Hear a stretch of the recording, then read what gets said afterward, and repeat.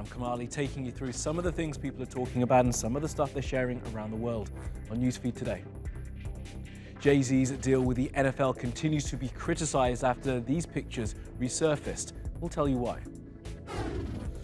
A new element to the Rohingya crisis, the refugees could lose mobile phone access. The man responsible for the health of the nation of India recommends cow urine as a treatment for cancer. Failure's not an option or an issue. Oh, our mission is the goal that we committed to. We'll explore the universe because we're NASA. And a NASA remix by the interns at NASA.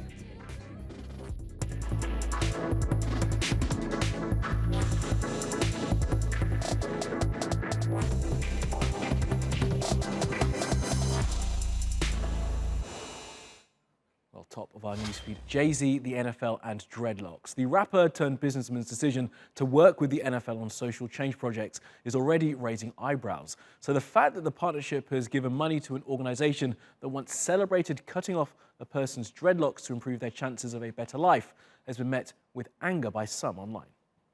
I feel awesome. I'm so happy. And he saved my life. He just doesn't even know it. Sally Hazelgrove runs an organisation called Crushers Club on Chicago's South Side. Its aim? To empower young people and reduce gang violence. At least 357 people have been killed in Chicago this year. And the South Side is one of the most violent parts. So a $200,000 grant from the NFL and JayZ should promote her initiative, right? Instead, an old tweet places Hazelgrove at the center of controversy when the funding was announced. A now deleted tweet from 2016 was reposted, showing Hazelgrove cutting off the locks of a black teenager named Kobe. She wrote, "Another crusher let me cut his dreads off. It's symbolic of change and their desire for a better life." The link Hazelgrove makes between natural locks and a better life may be unintentional. But historically, black people around the world have been ostracized for their natural hair, and the pressure to conform to a Eurocentric standard of beauty still exists today. Oscar-nominated director Ava DuVernay has weighed in, celebrating natural hair, and it's caught on. JayZ is already facing criticism for his social justice partnership with the NFL. Why? Well, Colin Kaepernick began protesting police brutality and racism in the US by taking a knee during the national anthem. His activism made him something of a pariah in the NFL, and he hasn't been on the field since. And although JayZ seems to voice his support for Kaepernick in a song recorded with his wife Beyonce in 2018. I said no to the Super Bowl. You need me, I don't need you. Every night we in the end zone. Tell the NFL we in stadiums too. I support protests across the board. We need to bring light to the issue. I think everyone knows what the issue is, and we're done with that. Some people aren't persuaded. They say the rapper's partnership with the NFL and the chosen recipient for the grant suggests they're not acting in the best interests of the black community. Kobe, the guy who lost his dreads 3 years ago, has released this video defending Hazelgrove. I was tired of. She too has acknowledged that her actions could be deemed offensive. I could see how it could be interpreted as insensitive now that it's come out a few years later. I regret not having the forethought and being more sensitive, and that I was not more careful. Social activism plays an important role in addressing racial inequalities and injustice. But real change can only come about with a comprehensive understanding of the obvious and subtle ways these manifest. The question is, will JayZ's partnership with the NFL and the organizations they choose to support help or hinder their intentions?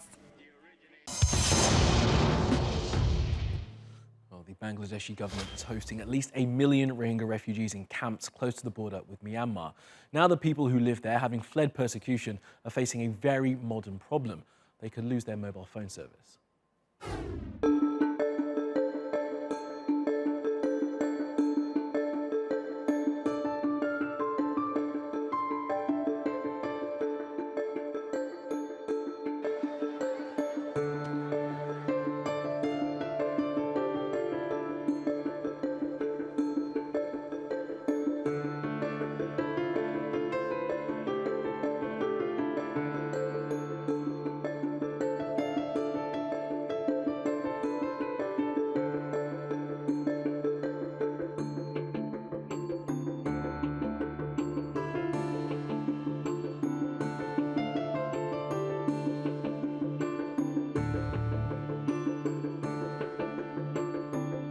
The authorities are raiding some area, then they are taking away all the phones, mobile phones from the refugees. And also, they cannot easily buy anymore the SIM card, and it is very difficult for the refugees.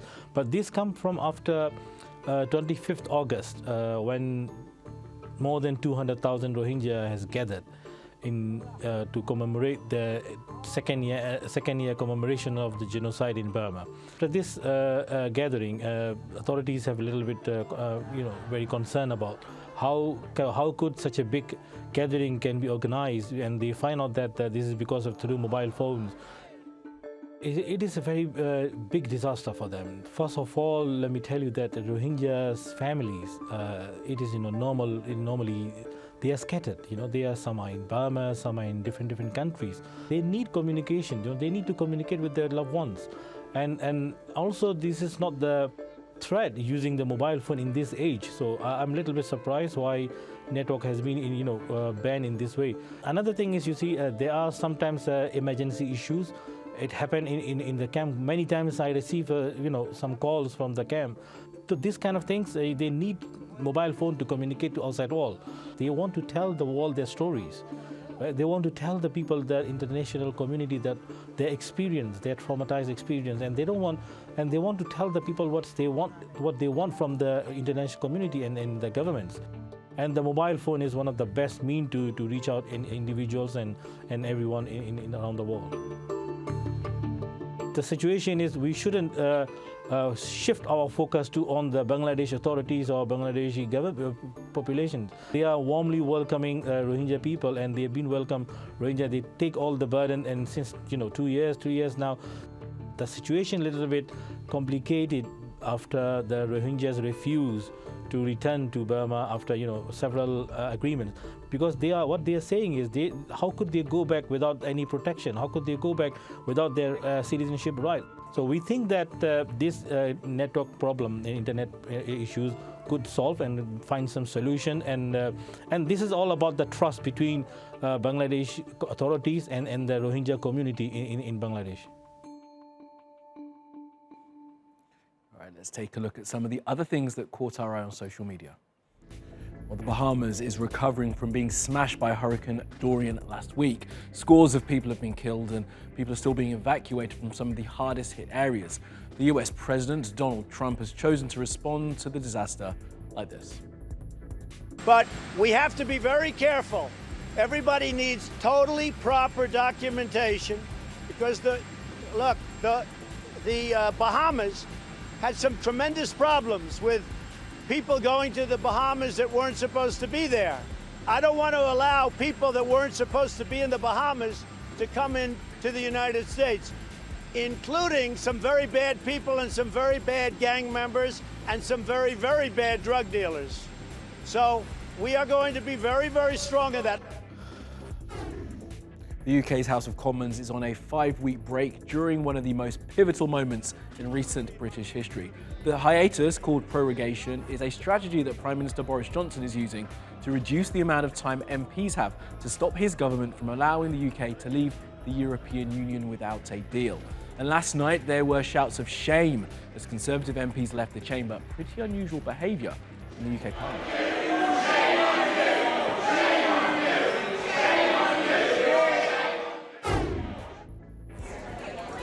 The sequel to award-winning author Margaret Atwood's The Handmaid's Tale is available on bookshelves. It's called The Testaments, and it's one of the most eagerly anticipated books in recent times. She says cyber crooks had tried to hack her publisher to force an early release.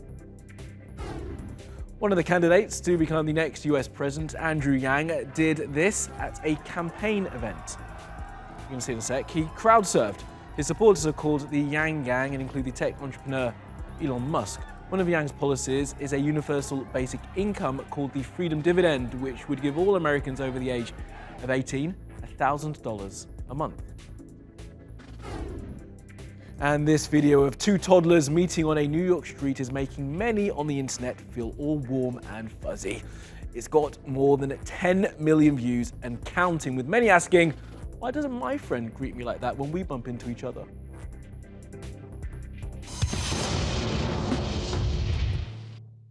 Now, India's health minister is advocating the use of cow urine as a cure for, and wait for it, cancer. That's the most senior government official in charge of the healthcare of 1.4 billion people. Well, you can imagine the reaction. Here's Rebecca. The Indian government minister has caused quite a bit of controversy with his comments that cow urine can be used to cure cancer. Minister of State for Health, Ashwini Chaubey, said that many medicines make use of cow urine, including cancer treatments, and this is the reason why cows need to be protected. Cows are considered sacred in Hinduism, and this year India's even established an authority that's dedicated to the protection of cows. A number of states in the country have banned cow slaughter and beef under the ruling Hindu nationalist BJP government. It's been used as an alternative medicine, but on social media there's a lot of skepticism around the medicinal properties of cow urine. On Twitter, this person says, if drinking cow urine can cure cancer, then eating beef can cure untold ailments. There are some people who defend cow urine properties, saying that it's long been used in the ancient healing system of Ayurveda. There's also been a story this week that there might be government funding for startups that use cow byproducts like urine for medicinal and agricultural purposes. This user tweets, "Who said they lack ideas to revive the economy and our taxes are wasted?" It looks like the cow could continue to be an unlikely controversial figure in India. And we keep spinning around the world now for some other stories you need to know this Tuesday. The Australian Senate will have an equal number of men and women for the first time in its history. That's with the addition of Sarah Henderson, who will take her seat in a few weeks. Women are massively underrepresented in powerful political positions all around the world. Rwanda has the highest number of female parliamentarians, where women make up 61% of the lower house. Donald Trump's government is being sued by the people in America who keep bees. Trump has allowed for restrictions on pesticides to be loosened, meaning that farmers can use chemicals that kill off bee colonies. 10 colonies of honeybees were lost last year, and the number of pollinators has declined rapidly in recent decades. They are vital to healthy ecosystems, and most of the food we eat can be traced back to the little black and yellow insects. Environmentalists and activists are taking legal action to have the decision approving the use of dangerous chemicals reversed. "You are part of the Rebel Alliance and a traitor. Take her away." That's just one of the many lines I'd be saying if I won an auction that's on in LA right now for that mask worn by the actor who played Darth Vader in the original Star Wars movies. It's available to anyone with at least $250,000 to spend. And that's not all. There is loads of other Hollywood stuff available from the auction held by profiles in history, like Gizmo from the Gremlins movie, Star Trek props, and the arm of the human-cyborg relations, C-3PO. The auction is expected to raise $10 million.